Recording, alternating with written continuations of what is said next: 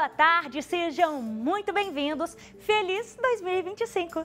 Eu sou Suelen Ogando e este é o programa Sala de Estar.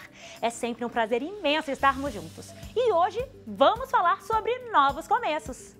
Por que novos começos são necessários? Superar mudanças e crises são importantes, assim como ressignificação de histórias pessoais e coletivas.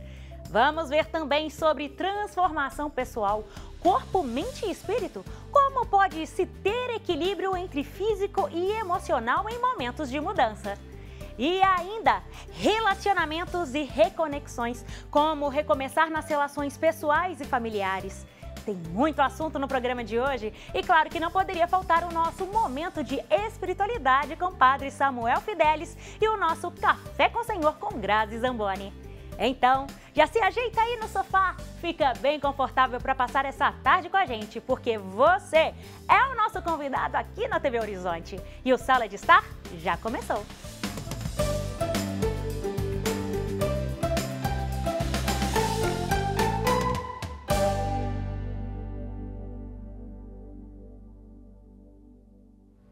Virar a página e recomeçar são expressões que significam seguir em frente e superar uma situação difícil. Recomeçar pode ser uma escolha consciente de criar um novo fim e poder ser uma lição para sobreviver, se reinventar e se fortalecer. E para falar sobre isso, estamos com a doutora cirurgiã cardiovascular e autista, a Florência Assis. Estamos também com a contadora e a sobrevivente de um assalto, gente, a Pamela Tainá. Sejam bem-vindas, tudo bem? Tudo bem, muito obrigada. Muito bem, obrigada mais uma vez pela presença de de vocês. Esqueceu dos meus 5 pintinhos. Ah, sim, muito bem. Vamos conversar com Flores. Flores, conta pra gente sobre a sua história, né? Você foi diagnosticada aos 43 anos, né? Como autista. Você tem uma família maravilhosa, tem um projeto sobre o simpósio do autismo.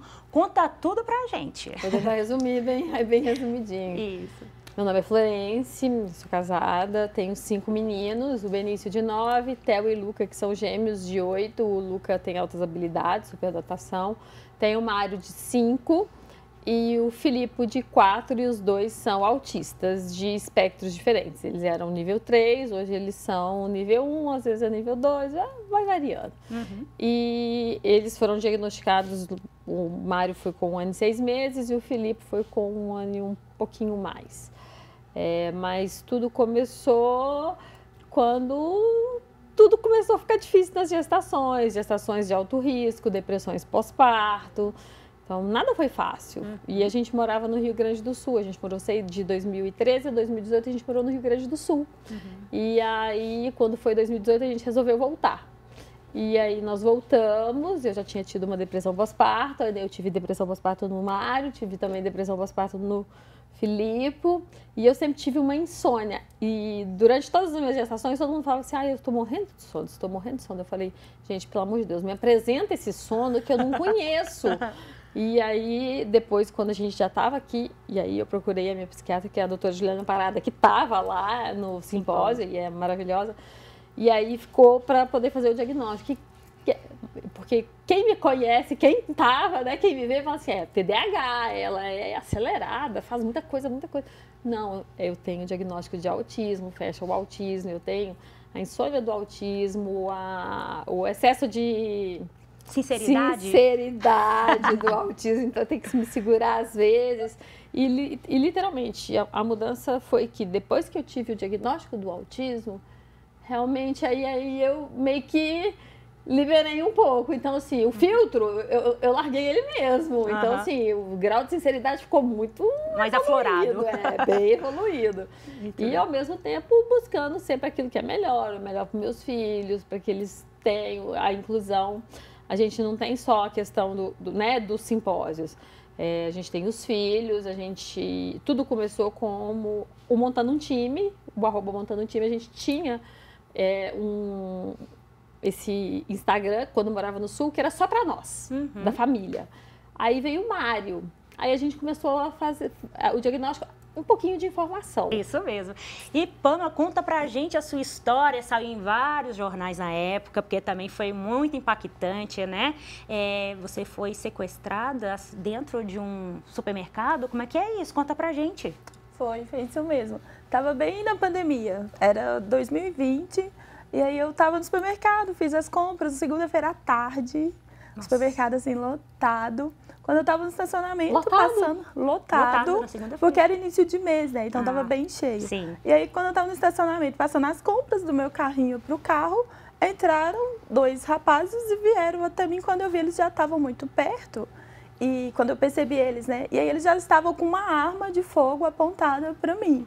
E aí eles falaram, olha, fica quieta, não faz nada, só termina e entra no carro que a gente só quer o carro. E aí eu fiquei sem reação, terminei de passar as compras, entrei no carro, em seguida eles entraram e pegaram a direção. E eles falaram comigo que queria só sair dali, ia pegar o carro e me largava. E assim, eles foram durante todo o percurso falando isso. E aí eu via que eles não paravam, eles estavam na BR, e aquela situação toda foi tudo muito inesperado. E aí, quando eu percebi, eles estavam parando o carro, eles foram para uma outra cidade, e eles estavam parando o carro, quando eu vi, era uma mata. Eles entraram com o carro numa mata, esses 2 caras comigo no carro. E aí eu fiquei toda assustada, assim, desesperada e sem entender o que estava acontecendo direito. Chorando, gritando? Eu não tava, assim, eu nunca tinha sido assaltada, então eu tava muito sem reação. Você tava em choque, né? Eu tava em choque, parada. E aí foi quando um deles foi e falou assim, olha, você não tá entendendo o que tá acontecendo aqui. E aí já me mandaram tirar a roupa. E aí eu comecei a ficar desesperada e comecei a chorar, a gritar. Por que vocês estão fazendo isso e tudo? Aí eles fizeram tirar a roupa, começaram toda aquela pressão. No fim das contas, eles não abusaram de mim carnalmente, né? Mas fizeram toda aquela pressão emocional, toda aquela coisa. E aí, por fim, eu lembro de sentir só uma pancada muito forte na cabeça. E eu achei que tinha sido uma coronhada. Acordei de noite, eu estava lá já sozinha naquele mato caído e minha cabeça sangrava. Então, eu imaginei que era por conta dessa pancada, de tudo. Fiquei ali apagada umas 12 horas, os médicos acreditam, por conta da quantidade de sangue que eu perdi. E aí acordei no dia seguinte. Quando eu acordei, minha visão estava muito turva, não estava enxergando quase nada assim direito, meio que vultos. E com muita dificuldade eu consegui, andando naquele mato, sair de lá e cheguei numa estradinha de terra. Por fim, passou um carro com 2 pessoas que pararam, me levaram para o hospital. Quando me levaram para o hospital, eu senti aquele alívio, né? Nossa, encontrei socorro, né, de toda a situação. Mas quando eu cheguei no hospital, os médicos perguntaram, olha, sua cabeça está sangrando, vamos fazer um raio-x. Quando fizeram, que o médico me deu, assim, a pior notícia que eu tive na minha vida até hoje. Ele falou, olha, você tomou 2 tiros a queima-roupa. Uau. Tem 2 balas na sua cabeça. E aí, aquele choque, né, daquela notícia, a ficha caindo, né, de tudo que tinha acontecido. E aí, doutor, o que vai acontecer? Você lembrava? Eu lembrava, não tudo. perdi a memória o tempo em nenhum momento. Então, no hospital, eu contei que eu estava no supermercado, eu contei para os rapazes que me socorreram, tudo que aconteceu. Sim. Então, assim, eu fui e falei, beleza, tem 2 balas na minha cabeça. Aí eu pensei, alguma coisa muito ruim, né? E aí ele falou, olha, a única coisa que eu tenho para te falar é que a gente vai te operar. A princípio era para tentar remover, né, as balas, e é isso. E aí ele foi e falou, olha, mas não tenha tantas esperanças, porque pela região que a bala tá, pelo menos um lado do seu corpo vai sair paralisado da mesa de cirurgia. Então, você conseguiu caminhar, sair da mata, mas um lado do seu corpo vai paralisar na mesa de cirurgia. E aí eu lembro que eu senti muito medo nesse momento, foi a pior notícia que eu tive assim na minha vida. Fiz a cirurgia. O médico, ele não conseguiu remover as balas, eu tenho as 2 balas alojadas na minha cabeça, justamente por conta da região que estava. Eles limparam, tiraram terra, né, mato, essas coisas que entrou pelo buraco, mas não deu para remover as balas. E, graças a Deus, eu não tive, né, essa sequela, essa consequência, né, o meu corpo não ficou paralisado, graças a Deus eu tenho todos os meus movimentos. E foi esse susto, assim, que eu passei. Gente, é viver de novo, né? Literalmente viver de novo, né? Nossa, eu sinto que eu tenho 2 datas de nascimento, Com né? certeza. Nasci de novo. Nossa, e que belo recomeço de vida, né? Parabéns, gente, pelas e tudo histórias. ressignifica, né? Tudo. A vida, hoje eu tenho um novo olhar, né? Diante da vida, diante das coisas, porque tudo Enquanto mudou. muita gente reclama de tanta coisa, você fala, isso não é nada. Ou as coisas para mim se tornaram justamente isso, né? Hoje as coisas pareciam grandes, eu tenho problema, não. Para mim, cada pequena coisa da vida, Verdade. hoje eu dou muito mais valor do que antes, porque a gente acostuma, né? A gente acostuma com tudo e não dá valor para as coisas. Igual, eu fiquei muito tempo sem conseguir enxergar, eu não enxergava um palmo na minha frente. Então, hoje eu dou muito valor para todos os atos da vida. Muito bem, gente. Por falar, inclusive, também sobre superação, né, e de recomeço, a jornalista Sônia Pessoa, gente, ela acabou de lançar um livro em que conta um pouco dessa sua história de recomeço. Vamos ver? A gente sempre tem a ideia de que quando nós vivemos um trauma, a nossa vida fica parada. É como se todos os nossos movimentos fossem interrompidos. E à medida em que o tempo vai passando, nós vamos percebendo que é necessário que haja toda uma reconfiguração, não para apagar o passado e esse trauma que nós vivemos, né? Mas para que a gente consiga construir outras vidas e pensar como é que nós podemos ressignificar e reconfigurar as nossas experiências. No caso da morte de um filho, isso significa muito. Quando nós temos um filho, né? Quando se nasce um filho, nós entendemos que é uma nova vida, que é um novo começo e que é algo de mais belo que existe no mundo, né? Gerar uma vida, cuidar de uma vida. Quando o filho morre, como no meu caso, o Pedro morreu pouco antes de completar 10 anos de vida, era como se um pedaço de mim, como diz a música do Chico Buarque, tivesse sido retirado. E foi tão impactante porque ele morreu nos meus braços. E durante algum tempo eu sofri várias sequelas mesmo, né? Como estresse pós-traumático, como lapsos de memória, uma certa desorientação espacial. Até hoje eu tenho alguns desses momentos, né? Já são 9 anos quase da morte dele. E em alguns momentos isso se manifesta de modo muito efetivo. Muitas vezes a gente sente que não tem energia para levantar da cama, mas a vida não para. E no meu caso, eu estava começando um novo emprego quando ele morreu. Eu passei por um divórcio de um casamento de quase 20 anos, que eu respeito muito. Eu estava começando novas relações, porque quando um filho morre, você deixa de ser convidado para as festas infantis. Quando você se separa, você deixa de ser convidado para as festas de casais com os quais você sempre conviveu. Então é como se a sua vida fosse esvaziada de todos os sentidos possíveis, né? Eu moro sozinha em Belo Horizonte, eu não tenho família aqui. E a família com a qual eu pude contar são os meus amigos e as pessoas que foram surgindo ao longo desse tempo.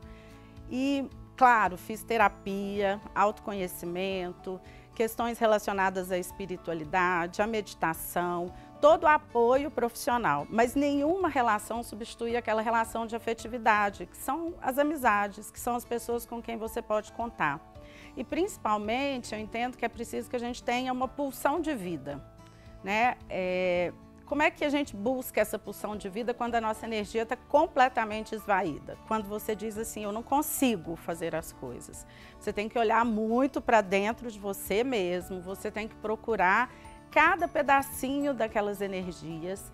E eu não acredito em superação da morte de um filho. Eu entendo que nós alocamos esse sentimento que é duro, que vai ser para a vida toda, em algum lugar do nosso coração. A gente acalma esse sentimento e vai reaprendendo a viver e vai reaprendendo a construir novas narrativas. Quando eu escrevo o livro Afetos de Mãe, Amor, Morte e Vida, e quando eu consigo falar hoje com vocês aqui sem chorar, sem me desmanchar, é porque é um percurso e eu penso que o luto é processual, ele vai estar na nossa vida e as memórias do que nós vivemos com as pessoas vão nos alimentar para querer viver outras experiências. Elas são insuperáveis, elas são aquilo que nos constituem como pessoa, aquilo que está conosco e que nós vamos a cada dia pensando qual é a pessoa que eu estou construindo nesse mundo, qual é a existência que eu quero ter nesse mundo. Do meu ponto de vista, as experiências com o Pedro, que teve hidrocefalia, teve sequelas, apresentou deficiências cognitivas, deficiências de coordenação motora fina, de certos aprendizados, Tudo isso é um longo caminho e claro que deixa marcas na gente, mas também deixam marcas maravilhosas todos os aprendizados que ele teve, como por exemplo, surpreender ao aprender a falar francês quando nós moramos na França, o olhar humano que ele tinha para as pessoas e a preocupação que ele tinha com o bem-estar das pessoas, a busca por um mundo mais justo, a consciência que ele tinha criança, desde muito cedo, após passar por 8 cirurgias neurológicas, de que era preciso ter resiliência com a vida, ao mesmo tempo em que ele tinha muita consciência de todas as limitações que ele apresentava. Então, eu penso que a vida é uma grande lição. Nós não vivemos no passado, não ficamos presas a ele, mas esse passado é muito importante para saber quem nós somos. Nós reconstruímos o presente dia a dia. Recomeço é isso, é dia a dia. Cada dia que você estiver se levantando, você vai pensar o que eu consigo fazer hoje. E tudo bem se algum dia você não conseguir fazer tudo que você se programou. Tudo bem desistir de vez em quando. Tudo bem respeitar a sua tristeza, mas tudo bem também pensar que se tem alguma coisa de futuro que nós podemos vislumbrar, é que nós estamos vivos e é preciso alimentar essa vida em nós, essa pulsão de viver. Gente, é muito importante a gente ter novos recomeços, né? Entender isso, como é que fica dentro do nosso eu, né? É incrível realmente esse trabalho da Sônia, de ter essa coragem de falar sobre isso tudo. Florence, vamos falar agora um pouquinho? Não é fácil. Não é fácil, a gente exatamente. tá segurando aqui. Exatamente. Mas vamos falar um pouco agora como que a sociedade, né? Dentro das redes de apoio e até mesmo a espiritualidade, ela pode nos ajudar nesses novos recomeços, né? Sim. Rede de apoio não existe. É apenas uma coisa imaginária. Eu vou te falar que eu tenho 2 irmãs e um irmão. Meu irmão mais velho faleceu. Minha mãe mora no interior. Eu tenho um sogro e a sogra que moram aqui, mas eles têm, né? Tem uma cunhada. Ninguém nunca me ofereceu para poder ficar na minha casa, para me poder sair com meu marido um dia. Nunca. Uhum. A minha irmã mora a 1 quadra do meu apartamento. Ela deixa na portaria para não ter que subir. A outra vem, às vezes, de Oliveira. Eu sou de Oliveira, né? Vem de Oliveira, vem para trabalhar no HC. Deixa na portaria também. Uhum. A minha mãe demorou 6 meses para conhecer o meu filho mais novo. Uhum. Meu pai não é mais vivo e o meu irmão, ele estava no Mato Grosso. Rede de apoio é você. Uhum. Você, seu marido e seus filhos. E te vira. E Pamela, conta pra gente de que forma recomeçar ela pode realmente transformar a nossa visão, nossa identidade de mundo, né? Assim, é muito importante que a nossa identidade não esteja baseada na nossa formação, nas coisas que a gente pode fazer. Porque durante muito tempo eu não pude ser a Pamela contadora. Eu não pude ter toda a mobilidade, todas as coisas que eu estava habituada a fazer na minha vida. Mas eu continuava sendo a Pamela amiga, a Pamela boa filha. Então, é muito importante a gente se apegar a esses valores, a essas coisas como estratégias. Uhum. Que aí a gente percebe, consegue dar um outro significado para a dor. Porque enquanto eu fiquei olhando para a minha dor, me sentindo lenta, sentindo que eu não sei se eu ia poder voltar a trabalhar, ou como seria a minha vida, o meu futuro, eu não tive uma grande curva de recuperação, porque eu comecei a ficar muito travada na minha dor. Uhum. Mas quando eu comecei a valorizar os pequenos recomeços, eu senti que tudo começou a desencadear melhor. Uhum. Então, eu acho que uma boa estratégia é a gente ter os nossos valores pautados nas coisas que a gente pode sempre ser, nas coisas que a gente com as pessoas e não naquilo que a gente faz. Porque o que a gente faz pode mudar. Muito bem, verdade. Gente, por falar, né, em recomeços, olha, nós temos aqui um depoimento do casal que é o Guilherme e a Gabriela, do perfil Sobre Rotas. Eles decidiram sair da vida comum e viajar pelo mundo afora, sempre recomeçando. Vamos dar uma olhadinha? Olha só. No meio da pandemia, a gente resolveu mudar um pouco os ares, construímos nosso próprio motorhome com o objetivo de poder rodar todas as Américas com o motorhome que a gente mesmo iria construir. Em 2 anos e pouquinho a gente rodou todos os países da América do Sul, com exceção do Uruguai e do Paraguai, Então a gente passou por Argentina, Chile, Bolívia, Peru, Equador, Colômbia e Venezuela. Nosso projeto inicialmente era ir até o Alasca, só que o meu visto foi negado e a gente teve que recalcular os planos. E aí, em vez de subir ali para a América Central, a gente entrou para o Brasil e foi uma decisão muito assertiva, né? Foi, eu acho que nada melhor do que a estrada para provar pra gente que realmente os planos foram muitas vezes são feitos para serem adaptados e recalculados. E justamente por esse acontecimento que o Gui contou, a gente teve que recalcular tudo, a gente não tem controle de nada, a estrada nos mostra isso diariamente. A gente rodou por 1 ano mais ou menos o Brasil, né? A gente conheceu aí o Nordeste de cima embaixo, litoral, interior, para daí a gente dar início a uma nova jornada que seria o que estamos vivendo agora. E inicialmente o nosso projeto era para durar 2 anos, né? E depois acabar, a gente voltar... Era para ser um sabático, né? Um sabático, e hoje em dia virou nosso negócio. O Sobre Rotas hoje é uma empresa, a gente produz conteúdo para o nosso canal do YouTube, para o Instagram, e também produzimos conteúdo para várias marcas, e a gente também tem um curso de construção de motorhome. Como a gente construiu o nosso primeiro motorhome, a gente ensina outras pessoas também a construir. Então a gente está muito animado por tudo que a gente está vivendo agora, está sendo tudo muito novidade, como eu falei, e seguimos animados pelo que vai vir. Obviamente, muitos desafios no meio desse caminho, mas isso faz parte, né? Então acho que é importante a gente poder compartilhar com quem nos acompanha, agora aqui com vocês um pouquinho dessa nossa nova fase. Até mais, pessoal. Muito bem, gente, é muito interessante mesmo a gente pensar em novos recomeços, né? Cada um na sua perspectiva diferenciada, a Florence, né, dentro dessa perspectiva, dentro da família dela, a Pamela dentro desse novo recomeço de vida após um assalto, e cada um que participou aqui do nosso bloco, né, com seus depoimentos, falando sobre as suas perspectivas e realidades. E é isso, gente, muito obrigada. Quero desejar um ótimo 2025 para todas vocês. Nós, se Deus quiser. Tudo de bom. E não há nada como um dia após o outro. É verdade. E o milagre, né? A gente vive ele a cada manhã. É muito bom. Muito bem, obrigada, gente. Muito obrigada. Vocês. Valeu. E no próximo bloco vamos falar sobre a transformação pessoal, corpo, mente e espírito em períodos de transições. Ou seja, não saia daí, fica com a gente.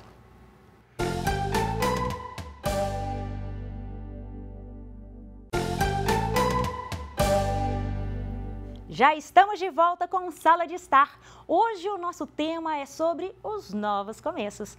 No caminho do crescimento pessoal e do equilíbrio, gente, temos o quê? Que recorrer a diferentes técnicas para gerenciar as emoções, ainda mais em período de transições e de perdas. E para falar sobre isso, estamos com a escritora e especialista em psicologia transpessoal, a Sara Zampier, e com a psiquiatra, a doutora Cíntia Braga. Sejam bem-vindas, meninas.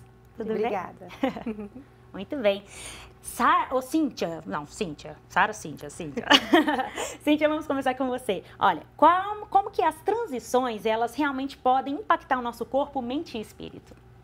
Olha, qualquer processo de mudança, né, qualquer transformação que a gente passa na vida, exige uma elaboração, né, psíquica. A gente tem que se adaptar à nova realidade, né? Então, isso vai depender do afeto que a pessoa vai trazer para a vida dela com essa transformação, né? Então, pode ter um impacto muito positivo, dependendo da história que a pessoa conta para ela, e um impacto não tão positivo na vida dela, né? Mas vai depender de como que ela vai elaborar esse processo. Verdade. E Sara, quais são os principais as principais práticas, né, que podem ajudar a manter o equilíbrio mental em períodos de transformação? Olha, a principal prática, primeiramente, obrigada por estar aqui, né? É um prazer estar aqui com vocês. Boa tarde a todos. Eu acho que a principal prática é silenciar o externo, que é tão difícil, né? Nesse mundo cheio de ruídos, aí onde nós somos estimulados o tempo inteiro. E a gente recebe muita informação e, às vezes, quando estamos num momento de transição, nós também pedimos emocionalmente apoio, né? E é necessário realmente que a gente tenha esse apoio. E a gente começa a buscar a confidência de amigas, processos, grupos religiosos, né? Processos terapêuticos, e muitas vezes a gente acaba sendo guiado por esse processo. Então, é muito importante a gente trazer esse processo de apoio como apoio e não como guiança. Porque ao momento que a gente silencia o externo, é o momento que a gente consegue entrar para dentro e ouvir a resposta que vem do nosso coração.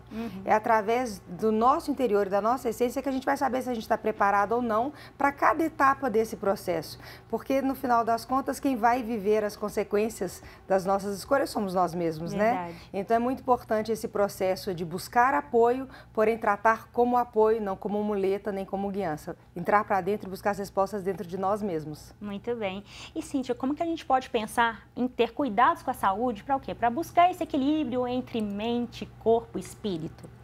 Olha, é muito importante a gente entender que a gente não tem uma mente e tem um corpo. Ambas são partes do todo, né?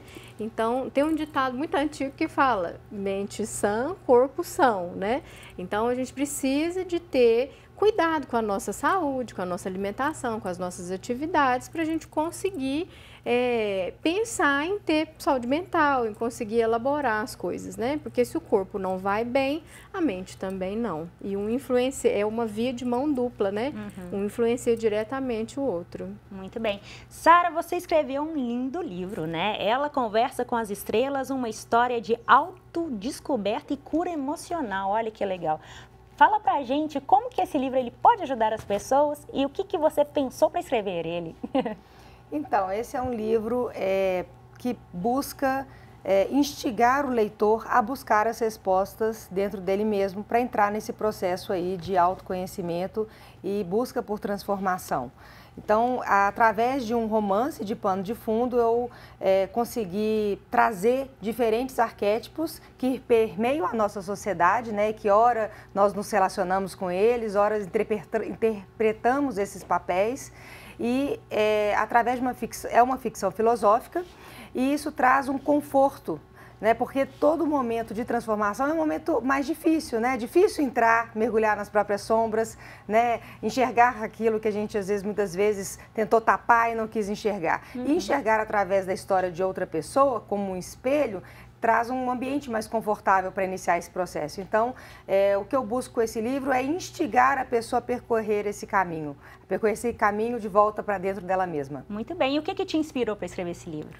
Não só a minha própria transição, né, meus próprios momentos de transição, passei por alguns deles no decorrer da vida, transição inclusive de carreira, transição profissional, como também todo o meu entorno. Eu acho que chega um certo momento da vida ali, em meados ali da fase, em torno ali de uns 40 anos, a gente começa a questionar muitas coisas, né? Seja de carreira, seja em relação ao relacionamento, até a própria maternidade, como estamos exercendo. Então, isso tudo me inspirou a trazer luz a isso e a provocar esse diálogo com o leitor para que ele também provoque isso dentro dele mesmo e provoque mudanças para ele se tornar a melhor versão dele mesmo a cada dia, né? Nessa busca contínua. Muito bem, isso mesmo. E, Cíntia, quais são os principais sinais que o corpo ele dá pra gente para falar assim, ixi, isso daqui não tá legal não? O que está acontecendo comigo? O que eu preciso melhorar, né? Olha, qualquer processo de mudança, né, envolve um luto, de uma perda, de uma transformação, né? Então, pode doer, mesmo mudanças boas, né? Quando a gente escolhe uma coisa, a gente deixa de ficar com outra, né? Às vezes as mudanças são involuntárias também, as transformações. Então, em algum grau, isso vai trazer um certo tipo de sofrimento. E isso é ok de acontecer. O que a gente tem que prestar atenção é o seguinte, esse sofrimento está me incapacitando, esse sofrimento está durando para muito além do que é esperado para determinado acontecimento. Então, se estiver durando para mais, estiver incapacitante, estiver tendo repercussões no sono, na irritabilidade, na convivência, aí a gente precisa de procurar ajuda. Em cima disso, eu vou colocar um ponto interessante, porque muitas mulheres chegam aos 40 anos, conforme a gente tinha comentado, e acha que, eu tô ficando mais nervosa, tô mais irritada, eu fico questionando mais. Mas, às vezes, não precisa nem ser uma questão, eu tô ficando louca. Às vezes é o quê? O bonito do climatério, não é mesmo, doutora? Conta pra gente um pouco sobre isso.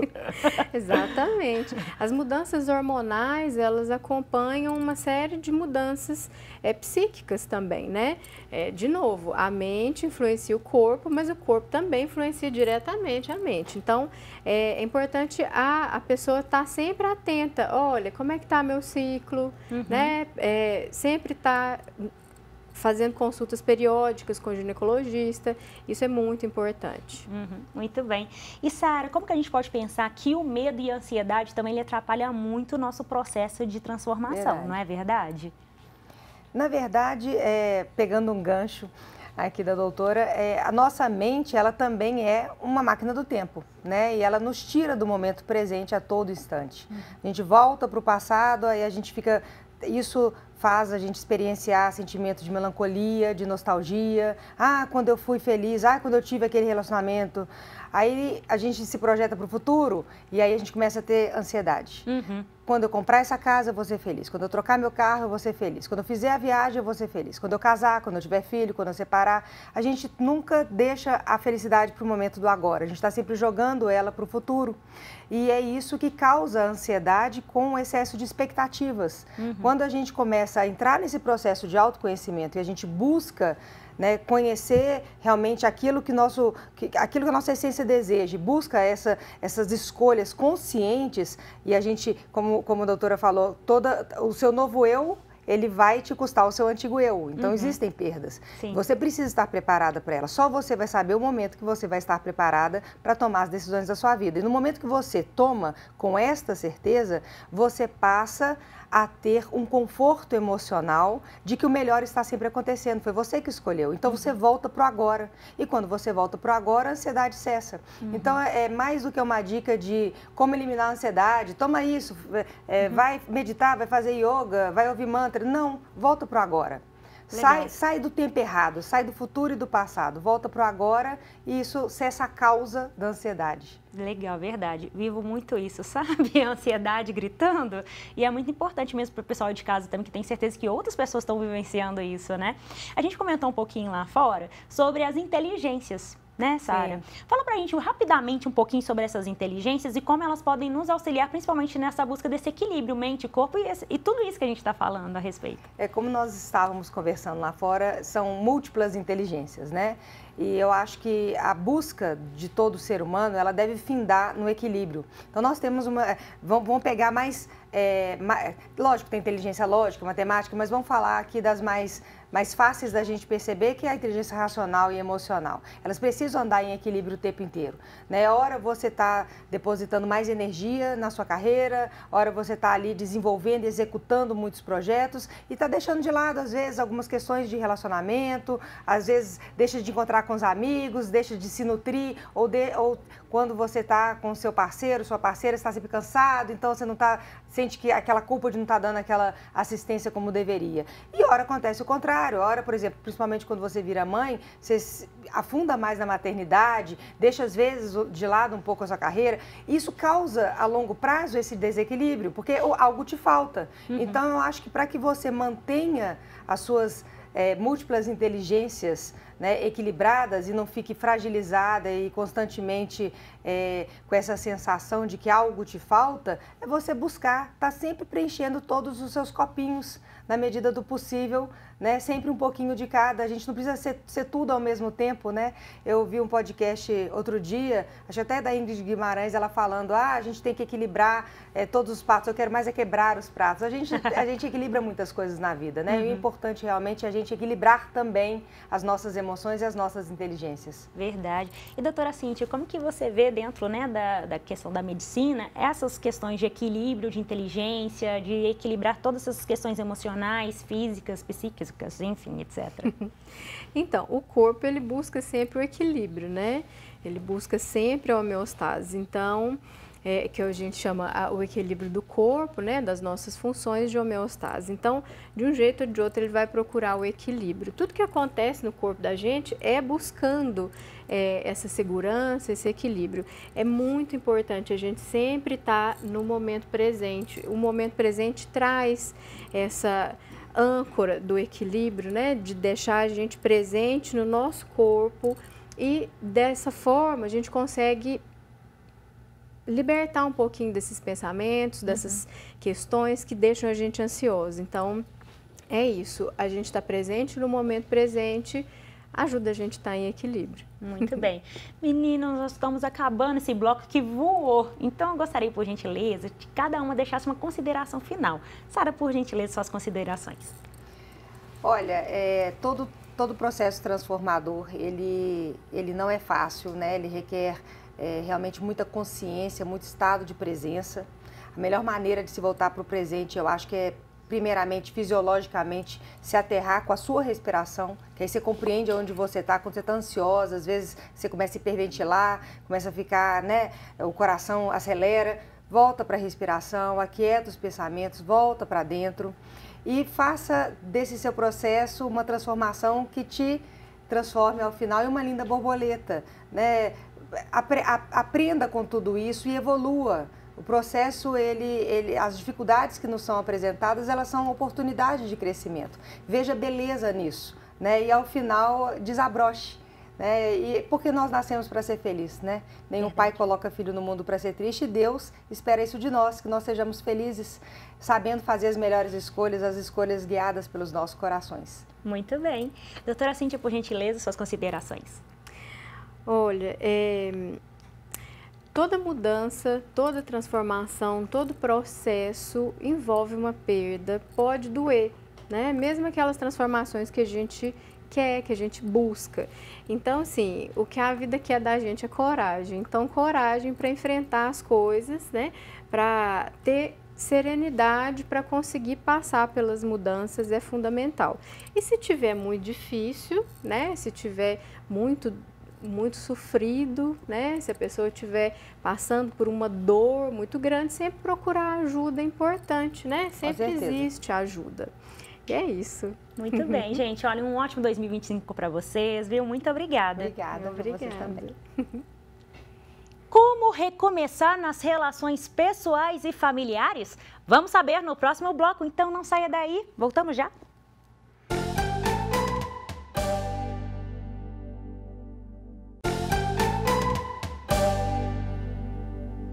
O Sala de Estar já está de volta com o tema Os Novos Começos. As relações humanas são complexas, contudo, a reconexão em um relacionamento pode ser um processo de reparação, de recomeço ou de reacender algo que foi desgastado ou perdido. E para falar sobre isso, estamos com o juiz de direito, o Cleiton Rezende, e com a advogada da família, Letícia Ateliense. Olá, sejam bem-vindos. Tudo bem, gente? Bem. Bem? Muito bem, vamos começar com o Cleiton. Cleiton, olha, a pergunta é bem grande, eu vou ler aqui ela, porque ela é importante também. Ó. Quais são os primeiros passos para recomeçar uma relação que foi quebrada e como que a justiça restaurativa ela pode contribuir na sociedade? Então, boa tarde. Você falou de justiça restaurativa, é uma das ferramentas que nós temos introduzido no sistema judiciário para ajudar na solução de conflitos. Porque a justiça restaurativa ela se baseia na responsabilização do agressor, mas na reparação dos danos à vítima. E é uma espécie de um círculo de diálogo, onde as pessoas têm a oportunidade de ouvir e ser ouvidas.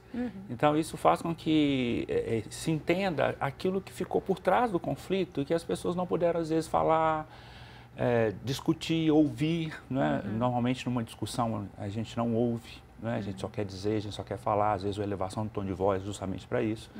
Então, quando você usa uma ferramenta como essa, você tem a oportunidade de sentar nesse círculo de diálogo, tanto os dois lados, né, do conflito e também a comunidade, as pessoas que são envolvidas naquela situação. Mas essa é uma das ferramentas, essa talvez não seja a mais utilizada, né? A gente utiliza ela mais para questões de conflitos criminais. Existe uma outra ferramenta muito mais interessante que é a mediação. Legal. E nessa proposta de recomeço, a mediação ela facilita a comunicação. Ela devolve a comunicação entre os envolvidos e a partir do momento que essa comunicação é devolvida, talvez a gente consiga mais resultados positivos. Muito bem. E Letícia, como que a gente pode pensar que o perdão, ele realmente é uma questão muito importante para trazer essas reconexões, não é verdade? O que é a sua opinião? Com certeza. Primeiramente, nós temos que entender que o perdão não necessariamente é um esquecimento ou tirar a culpa de quem te ofendeu. O perdão é saber lidar com as emoções, saber mudar a sua atitude diante de uma ofensa, diante de um ofensor. Então, quem está disposto a esse recomeço tem que saber trabalhar essas emoções. Às vezes, não deixar aquele sentimento, que é legítimo, a pessoa te magoou, a pessoa te ofendeu, você ficou triste, com raiva, mas não deixar esse sentimento te dominar, tentar afastar um pouco, saber lidar com ele para seguir em frente. Então, se você teve uma traição, ficou magoado, ficou com raiva, ok, mas não deixa aquilo te dominar a ponto de não deixar o filho visitar o pai porque o pai te traiu. Então, saber lidar com isso para poder recomeçar. Verdade. E Cleiton, na sua opinião, quais são os principais desafios, né, para a gente trazer essa questão de reconexões dentro dos desafios até familiares, né? Exatamente. Talvez é importante as pessoas saberem que o processo judicial é a última ferramenta que a gente deveria utilizar para essas reconexões, né? Então, hoje no judiciário, a gente tem pensado muito nessas ferramentas que nós falamos anteriormente, como a mediação, a justiça restaurativa, que são ferramentas que ajudam nessa devolução da comunicação, do diálogo, do respeito. Como a doutora falou, né? Às vezes a mágoa, o ressentimento faz com que as pessoas adotem algumas posturas que são prejudiciais, principalmente para os filhos. Então, o desafio que nós temos é de usar uma ferramenta, um método que devolva a comunicação e que preserve a relação. E nunca utilizar um método que vai destruir mais a relação. E o processo judicial é uma dessas ferramentas que destrói a relação e não preserva. Então, a possibilidade de utilizar numa solução de um conflito judicial, principalmente, de utilizar ferramentas, né, como nós dissemos, talvez seja mais eficaz na manutenção dessas relações. Verdade. E Letícia, na sua opinião, como que a gente pode pensar, né, que a rede de apoio, ela pode ajudar neste momento, né, de rede de conexão também? A rede de apoio pode ajudar muito a família a reconstruir esses laços. Como o Dr. Cleiton falou, um dos instrumentos que a gente tem hoje é a mediação. Essa questão do diálogo, de tentar encontrar uma solução para aquela relação familiar. E a rede de apoio pode ajudar nisso. Por quê? A rede de apoio não é só os familiares. Se tiver algum familiar que pode te ajudar a reaproximar o filho de um pai, uma mãe de um pai, é ótimo, mas a rede de apoio é muito mais ampla. Existem amigos em comum, existe a escola, existe profissionais de saúde, existem grupos sociais, tanto a questão de religião quanto a questão de esporte, de lazer, de cultura. Muitas vezes, principalmente na aproximação de um filho adolescente, o esporte, um grupo de esporte pode ajudar. Vamos fazer um grupo de corrida junto, um beach tênis junto, isso tudo ajuda como rede de apoio. Legal, verdade. E, doutor Cleiton, como a gente pode pensar, né, que estabelecer limites saudáveis ao recomeçar um relacionamento? Quais seriam esses limites saudáveis? Primeira coisa que o profissional que está lidando com esse tipo de situação é saber exatamente em que momento eu posso utilizar e qual ferramenta eu posso utilizar. Porque às vezes a pessoa chega, por exemplo, no escritório de advocacia, com tanta mágoa, com tanta dor, e eu vou ter que saber exatamente medir em que momento é que eu posso introduzir para ela, por exemplo, uma mediação. Porque às vezes a pessoa não está pronta para sentar de frente para o outro, não está pronta ainda para ouvir, não está pronta ainda para fazer um método que depende de uma cooperação e de uma participação de ambos os lados.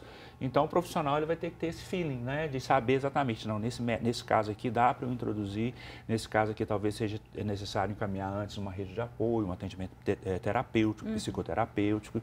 Então, os desafios são exatamente esses, a gente saber medir exatamente o que aquelas pessoas que estão chegando com aquelas dores, com as suas dores, seus conflitos, com as suas dificuldades, o que elas estão trazendo e de que forma que nós podemos atuar.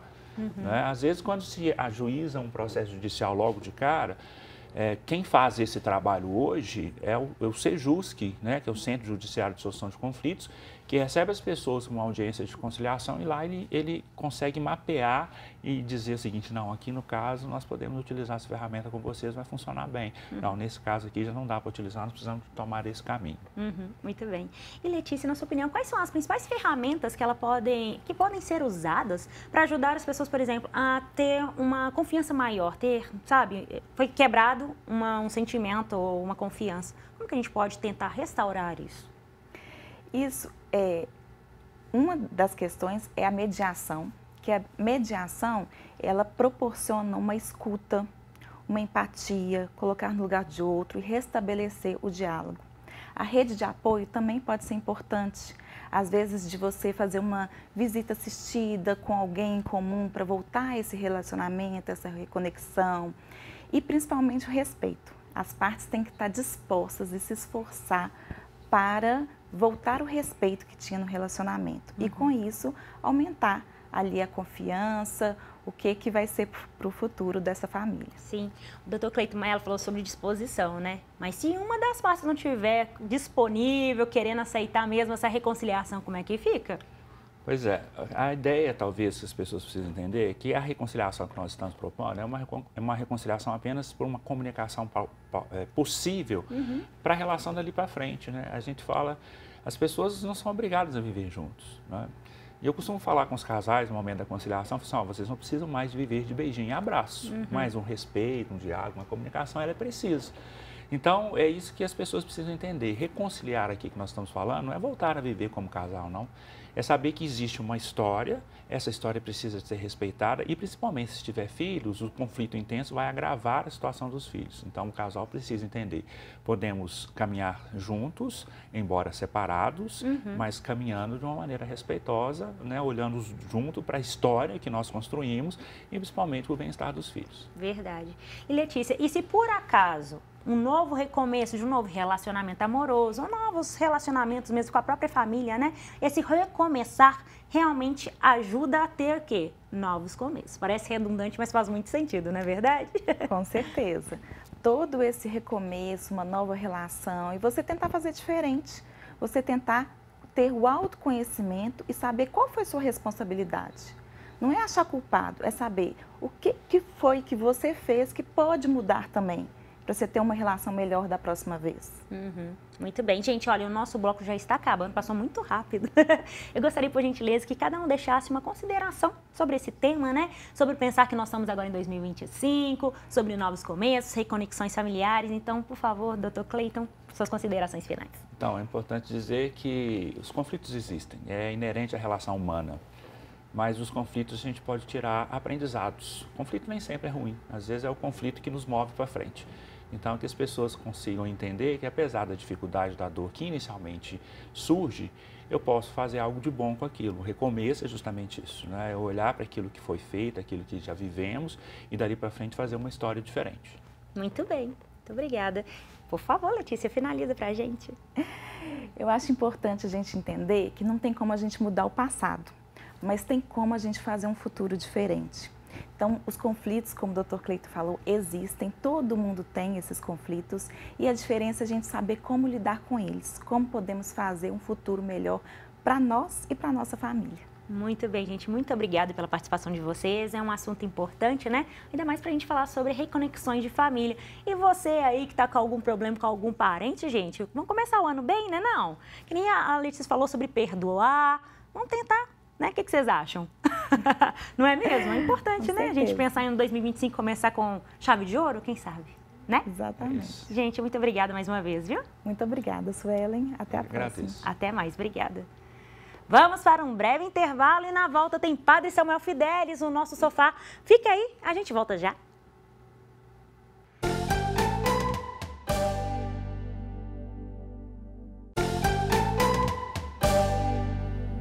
Já estamos de volta com Sala de Estar. Hoje estamos refletindo sobre os novos começos. E para falar sobre renovação e fé, vamos conversar com o Padre Samuel Fidelis, o pró-reitor do Santuário Basílica Nossa Senhora da Piedade. Seja bem-vindo, Padre Samuel, mais uma vez. Muito obrigado, é como sempre um prazer.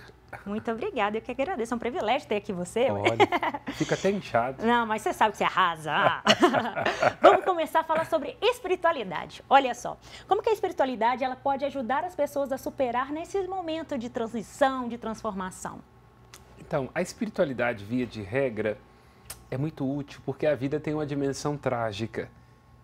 E cada um de nós, sempre quando atravessa um momento de sofrimento ou de perda, se pergunta sobre o porquê. Que num sentido completo nos escapa. Tem coisa que é sem contexto, sem pretexto. Por que as crianças morrem de câncer? Por que eu me dediquei tanto no ambiente de trabalho e fui demitido? Por que eu adoeci? Então, quer dizer, tem coisas que não tem porquê. Então, a espiritualidade, ela vai ajudar a dar um para quê, que é precisamente essa capacidade humana e transcendente de ressignificar cada uma das circunstâncias da vida, fazendo a necessidade tornar-se criatividade, reinventividade, superação, recomeço. Muito bem. E também a gente pode pensar também na questão do perdão, né? Que o perdão ele também é um novo começo, tanto para quem pede o perdão e para quem pode receber também.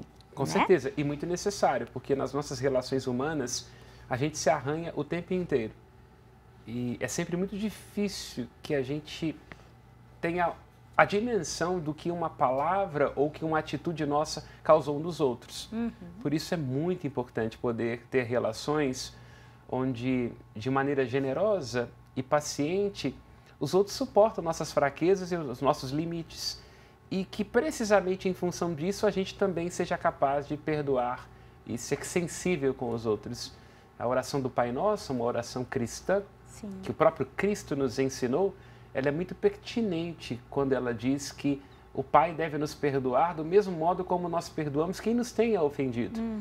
Na mesma maneira que nós somos alcançados pela misericórdia de Deus e Ele não leva em conta nossas faltas, nem nos pune em proporção às nossas culpas, lembra o Salmo 102, 103? Assim também nós devemos perdoar uns aos outros na medida do amor com que nós somos amados. Essa é uma o perdão é, pois, uma das dimensões mais belas, mais essenciais, mais significativas da fé cristã. Verdade. E, Padre Samuel, como que a gente pode pensar também com os ensinamentos bíblicos sobre esses momentos de novos começos, transformações, como que isso fica biblicamente? A Bíblia é isso o tempo inteiro. Quando nós vamos ao Antigo Testamento, o livro do Êxodo, que trata da experiência fundamental para a fé de Israel, que é a libertação do Egito, é, pois, o recomeço. 400 anos de escravidão numa terra estrangeira. Atravessa-se o Mar Vermelho, 40 anos no deserto, até chegar à Terra Prometida. Portanto, o evento mais importante das Sagradas Escrituras trata disso.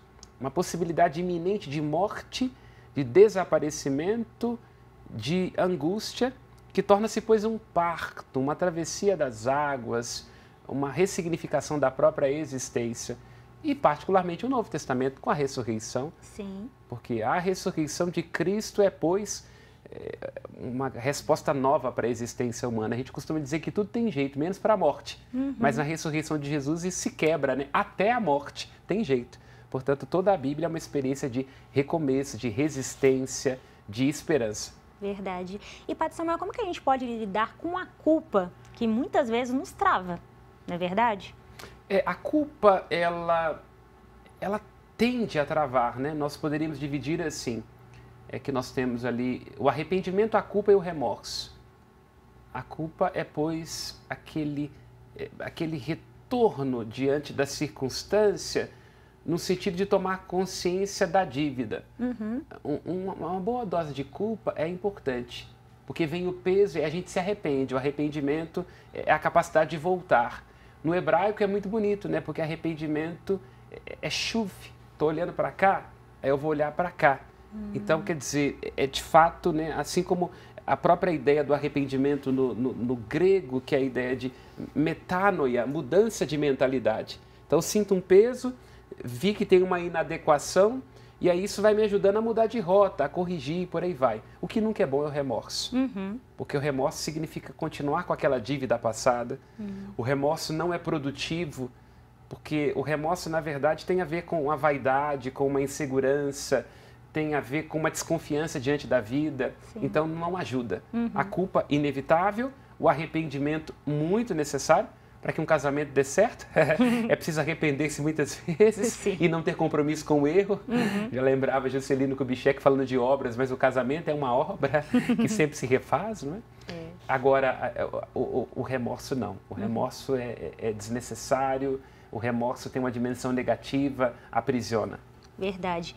E Padre Samuel, quais são as principais práticas que nós podemos pensar para ajudar nessa conexão espiritual em momentos de transição, de transformações? Olha, a consciência do instante, essa é uma dimensão muito forte na fé cristã, esta ideia de que o hoje, que até na nossa língua de origem latina é chamado de presente. Então, quer dizer, a consciência do agora. O agora é o tempo que nós temos. Como falava, não ter compromisso com o erro, não deixar de esperançar, saber que o amanhã reserva possibilidades que ainda não foram esgotadas e alcançadas anteontem. Portanto, o hoje como sendo um momento de rever aquilo que foi feito atrás e está inadequado e como uma garantia do futuro que há de vir. A espiritualidade tem a ver com isso. Então, ressignificar o passado, circunstâncias, perdas, erros, esperançar em direção ao futuro, sabendo que está reservado sempre a nós amanhã, quando o sol vai voltar, nós cantamos isso, mas é claro que vai voltar, né? E que isso fecunde o nosso hoje, fazendo cada experiência, ainda que seja pequena, cada alegria, o cansaço do passo mantido, numa oportunidade de transcender, de encontrar-se com Deus, de ser restaurado pela graça divina que nos visita hoje, É verdade. E Padre Samuel, como é que a gente pode pensar também que a igreja é ela como rede de apoio para principalmente pessoas que estão nesse momento de novos começos, seja em qualquer parte da sua vida, né? Então, o cristianismo, quando traz essa dimensão do perdão, que vem antes de tudo da parte de Deus, e este perdão que é experimentado na comunidade, isso está presente na vida de Jesus, quando ele vai passando pelos lugares e vai conectando pessoas. André e Pedro, que eram irmãos, Tiago e João, que eram irmãos, João Batista, que era primo, ali vai se constituindo uma rede de apoio. A igreja não é outra coisa do que a comunidade das pessoas que se apoiam.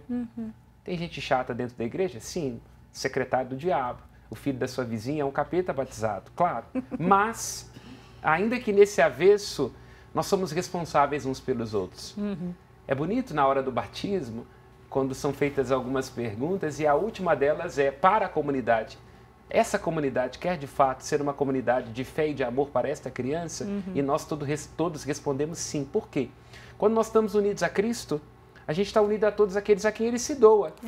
Portanto, a gente se encontra, se desencontra, até se reelabora na medida em que o outro nos solicita com seus avessos, seus limites, né? Então, a comunidade de fé de Nosso Senhor Jesus Cristo, os cristãos, não é outra coisa do que uma grande rede de apoio. Na família humana, entre povos humanos, realidades humanas, e a Trindade, que é uma grande rede de apoio, né? Nós cremos um Deus que nunca foi sozinho. Ele sempre foi uma comunidade de 3 pessoas, uma rede de apoio. Verdade, muito bem, Padre Samuel. E agora chegou aquele momento que damos voz ao pessoal de casa para esclarecer as suas dúvidas e curiosidades com o Senhor. Então agora é a hora do quadro Padre Nosso.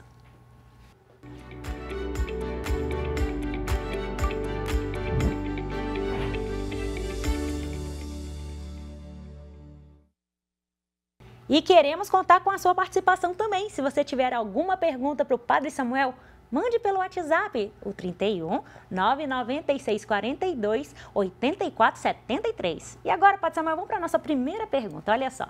Vamos lá. Nós observamos na Bíblia, lá com o Noé, os novos começos. Foi assim mesmo? Que pergunta interessante, Douglas. Poderíamos dizer que sim. Na Bíblia, o momento da Arca de Noé é muito interessante, porque ele é motivado por um arrependimento da parte de Deus de ter criado o homem. Criando o sentido de que Deus queira destruir mas que ele tem um pesar profundo daquilo que foi se tornando o coração humano.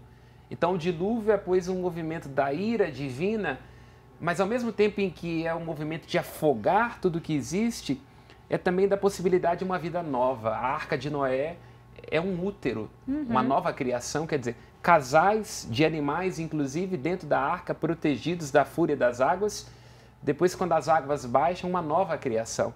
Portanto, sim, podemos dizer que ali, essa demarcação de um novo recomeço. E é muito bonito, porque o sinal da aliança da Arca de Noé é o arco-íris, né? E o arco-íris, a ideia é que, se em algum momento nós tivermos uma grande tempestade, tudo ficar cinza, o arco-íris é a garantia de um novo começo. Sim. Portanto, sim, podemos dizer, nessa perspectiva, foi um recomeço para Deus e também para os homens. Verdade, muito bem. Para a criação também. Verdade. Vamos agora para a nossa segunda pergunta. Padre Samuel, eu gostaria de saber por que final de ano, nessa época, a gente sempre tem alguma reflexão? No fim do ano, nós estamos diante do fim. O fim do calendário, o fim das expectativas, inclusive aquelas que não foram realizadas, porque naturalmente, quando zera o calendário, nós comparecemos diante da experiência da finitude humana. Então tudo isso nos provoca. Qual é o sentido da vida? O que eu estou fazendo? Será que eu estou sendo capaz de alcançar os meus planos? O que eu desejo? Então, naturalmente, o fim do ano nos convida a esse lugar da reflexão, da finitude, do limite da nossa condição humana e também da esperança de um novo.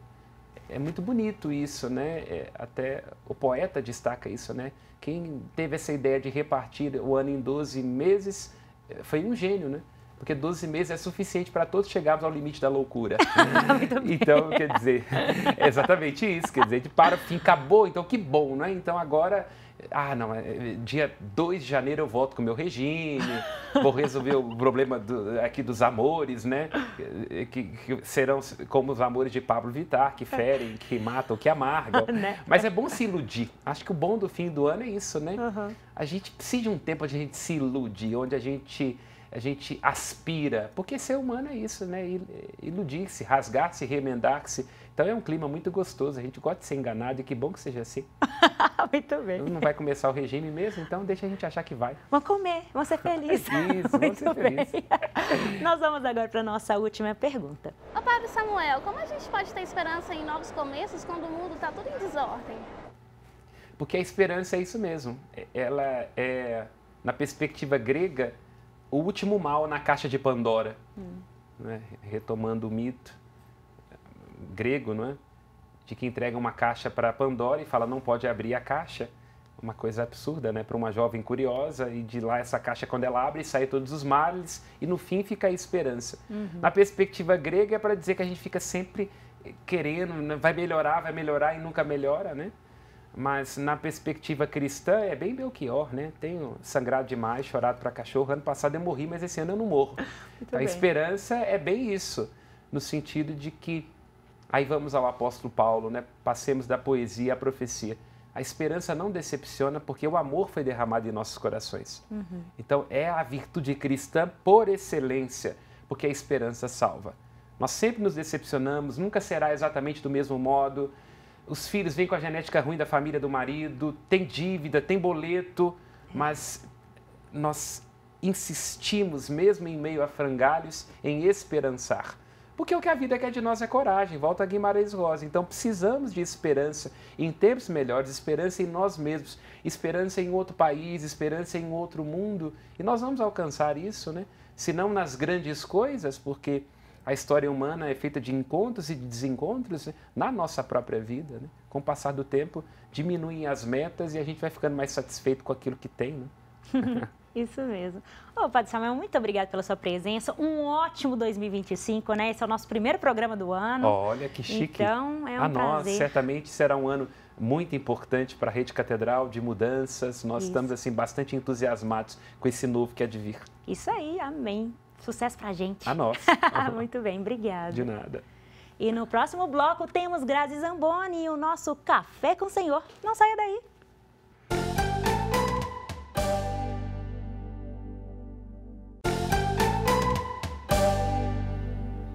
Já estamos de volta e chegou aquele momento especial do programa.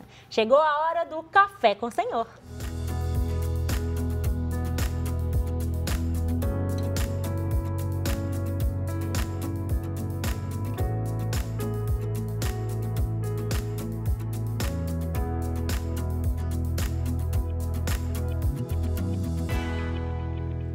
Muito bem, e Gra, hoje no nosso programa nós estamos falando sobre o que, gente? Novos começos. Olha só, Gra, seja bem-vinda. Bem-vinda você também, feliz ano novo. Feliz 2025 pra gente. Que bom, né? Primeiro programa do ano. Muito bom. Muito Tá animada por esse ano? Bora lá. Várias novidades na Rede Catedral, né, Gra? Isso, graças a Deus. Você pode falar um pouquinho pra gente rapidinho? Não, Segredo? spoiler não, né? Então tá bom, gente. Então acompanhe várias mudanças, muitas coisas bem legais em 2025. Vai ter muita coisa boa. A Rede Catedral, a TV Horizonte junto com a Rádio América e Rádio Cultura. Isso. Então temos muitas coisas boas para vir aí, né? Convergência. Convergência Transmídia. Palavras mágicas agora da nossa TV. Muito bom. Muito legal. Ô, Gra, nós estamos falando de novos começos, então fala pra gente como que é importante a gente ter a mente, corpo, alma equilibrado nesse novo começo de ano e dentro das nossas várias emoções também. É um tempo novo, né? Acho que o primeiro dia já traz essa mensagem, né? Que é o dia da paz, né? De uma esperança, de um tempo que a gente traça novas metas, né? Acho que todo mundo vem com essa vontade nova, né? Então, um tempo de pôr no papel aquilo que você está pensando, de trabalhar, né, isso no seu psicológico, no seu espiritual junto, né, somando os dois para que a gente comece o ano, porque depois vem os probleminhas, né, sim. Mas já quando a gente começa com essa esperança, com esse ânimo, tende a caminhar melhor, né. Muito bem. E Gra, quais são os principais desafios psicológicos que a gente pode pensar e que às vezes podem nos prejudicar em alguma questão? Pois é, não dá para ficar isento, né? Porque ontem mesmo eu escutava uma pessoa dizendo assim, que o pai fazia aniversário no Natal, a mãe 2 dias depois do Ano Novo. E aí você já não ter mais essas pessoas, também te remete ao luto, a momentos difíceis, né? Então, assim, é bom que a pessoa possa expressar o sentimento dela, né? Então, não deixar de viver esse período, esse momento, porém que ela possa externar também. Tem vontade de chorar, porque é Natal, chora.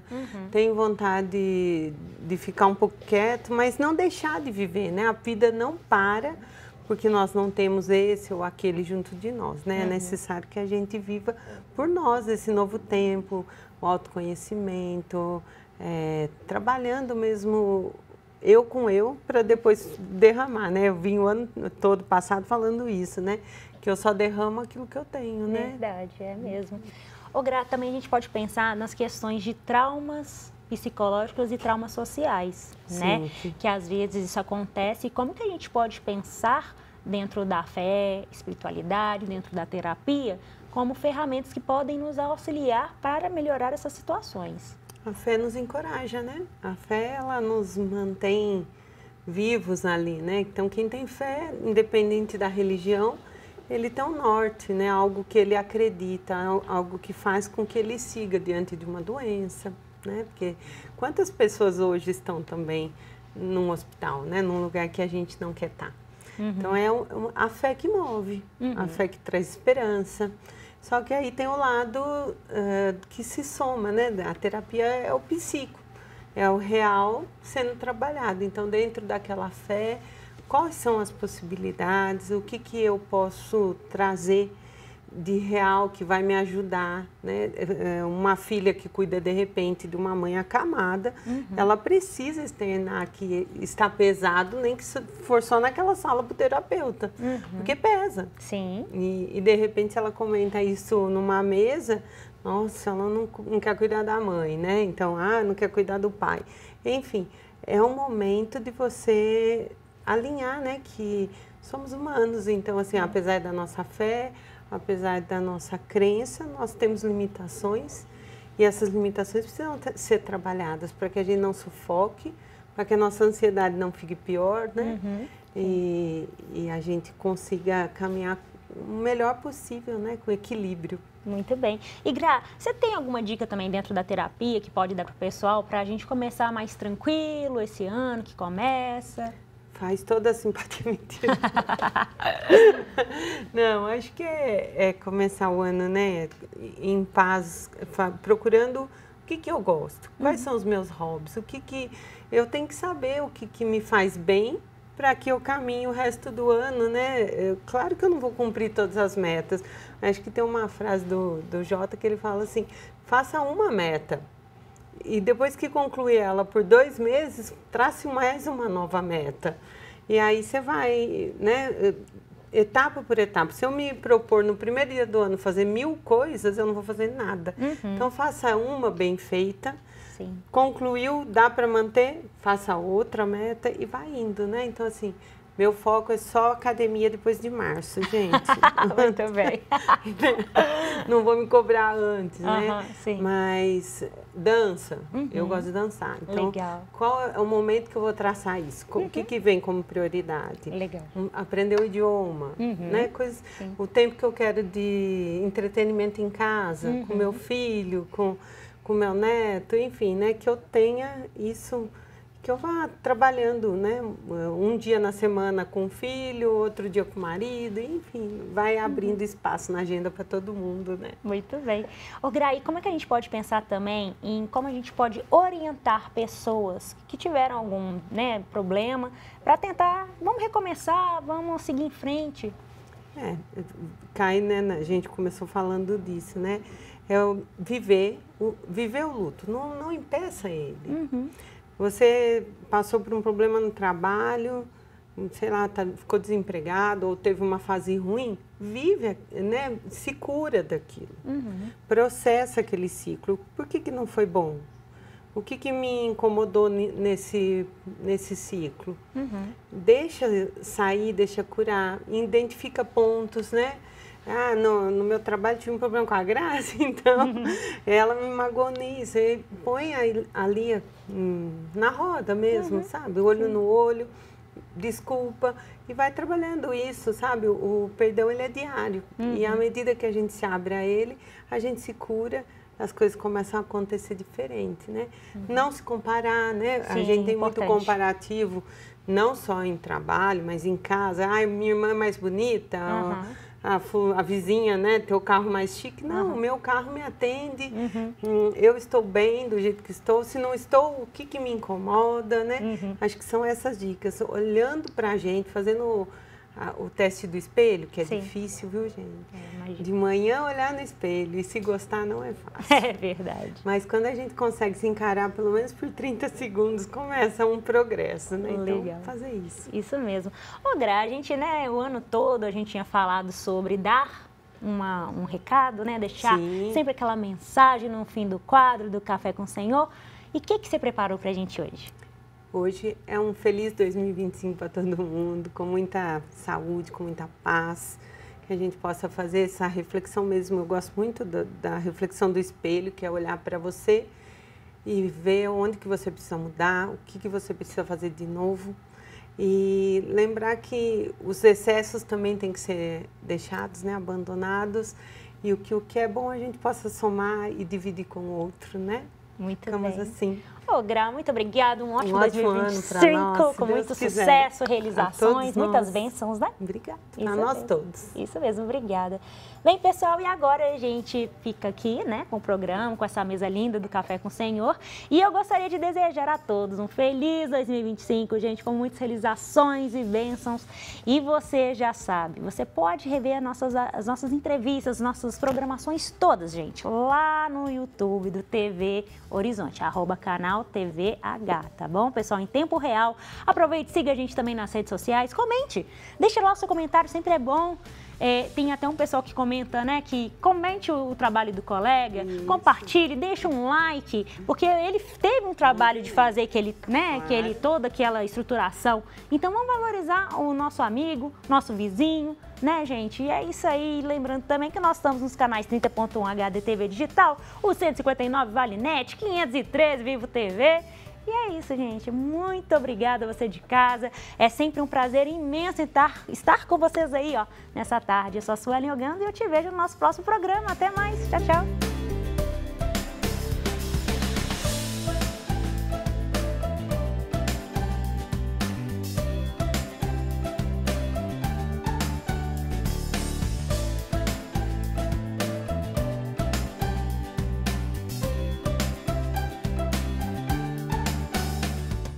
O Sala de Estar dessa semana vai falar sobre novos começos, como superar mudanças e crises, como ter equilíbrio entre o físico e emocional. E aí, ficou curioso? Então, vem com a gente!